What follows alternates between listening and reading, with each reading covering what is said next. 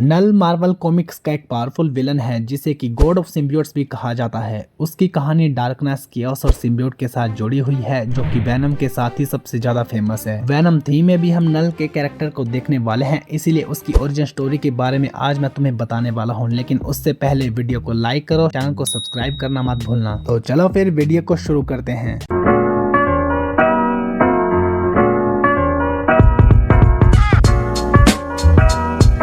नल एक ancient प्रिमोर्डियल being है जो कि यूनिवर्स के शुरू होने से पहले से ही एग्जिस्ट करता था। यूनिवर्स के क्रिएशन से पहले वो ग्रेट वॉइड में रहता था। जब सेलेस्टियल ने यूनिवर्स बनाना शुरू किया तो उसकी नींद टूट गई। नल को इस वजह से काफी ज्यादा गुस्सा आया क्योंकि नल को लाइट और लाइफ से नफरत थी और वो चाहता था कि सब कुछ दोबारा अंधेरे में चला जाए। इसी गुस्से में नल ने अपने अंधेरे से एक तलवार बनाई जिसे कि ऑल ब्लैक नेक्रो स्वॉर्ड के नाम से भी जाना जाता है। और इसी स्वॉर्ड को हमने थॉर लव एंड थंडर में भी देखा था, जिसका इस्तेमाल गोर द गॉड बुचर सभी गॉड्स को मारने के लिए भी करता है। ये तलवार पहली सिम्बियोटिक स्वॉर्ड थी जिसे कि तुम मार्वल यूनिवर्स का पहला सिम्बियोट भी कह सकते हो। नल ने इसी तलवार का इस्तेमाल करके एक सेलेस्टियल का सर काट दिया जिसे कि बाद में नोवेयर के नाम से जाना गया। ये वही नोवेयर जगह है जिसके बारे में हमने गार्डियन ऑफ गैलेक्सी में सुना था। नल ने बहुत सारी सिविलाइजेशन को बर्बाद कर दिया और गॉड्स को मारा। नल ने अपने गुस्से में और डार्कनेस के साथ सिम्बियोट्स बनाए जो कि पैरासिटिक ऑर्गेनिज्म थे और नल के कंट्रोल में भी थे। उसने कलेंटा नाम की एक लिविंग प्लेनेट बनाया जो सिम्बियोट से बना हुआ था और उसका एम्पायर भी था। शुरुआत में सिम्बियोट सिर्फ एक वेपन थे जो कि हर जगह फैलते थे और अपने होस्ट को अपने कंट्रोल में रखते थे। लेकिन टाइम के साथ सिम्बियोट्स की भी अपनी पर्सनैलिटी डेवलप होने लगी और नल के कंट्रोल के खिलाफ रिबेल कर दिया। सिम्बियोट्स की पर्सनैलिटी डेवलप करने में थोर का भी एक मेजर रोल है। अब सभी सिम्बियोट्स ने मिलकर नल को कैलेंटर प्लेनेट में ट्रैप कर दिया जहां पर वो कई सदियों तक बंद रहा। सिम्बियोट्स ने अपने वायलेंट नेचर को रिजेक्ट करना शुरू कर दिया जिसके बाद हमें वेनम जैसा कैरेक्टर दिखने को मिला। 2018 की वेनम कॉमिक्स के अंदर एडी ब्रोक के वेनम सिम्बियोट्स की वजह से नल हजारों सालों के बाद फिर से जाग जाता है। अपने प्रिजन को कमजोर देखकर नल दोबारा से सिम्बियोट्स को कंट्रोल करने की कोशिश करने लगता है और धरती पर एक बड़ी वॉर शुरू कर देता है। नल की कहानी का सबसे पीक इवेंट था किंग इन ब्लैक इवेंट जो कि मार्वल कॉमिक्स के अंदर एक मैसिव क्रॉसओवर इवेंट थी।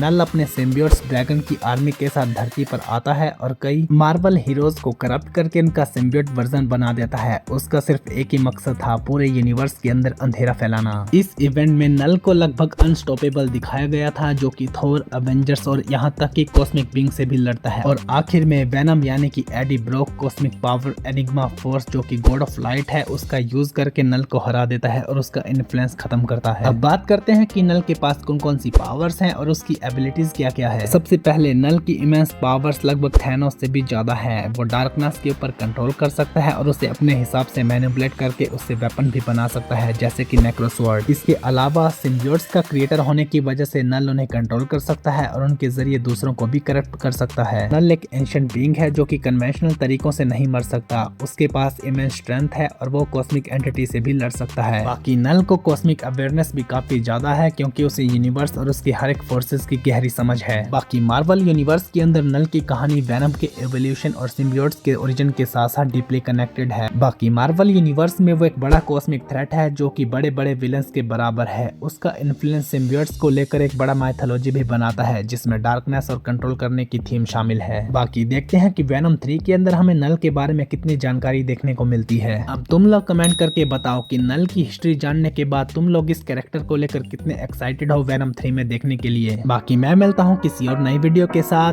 Bye bye.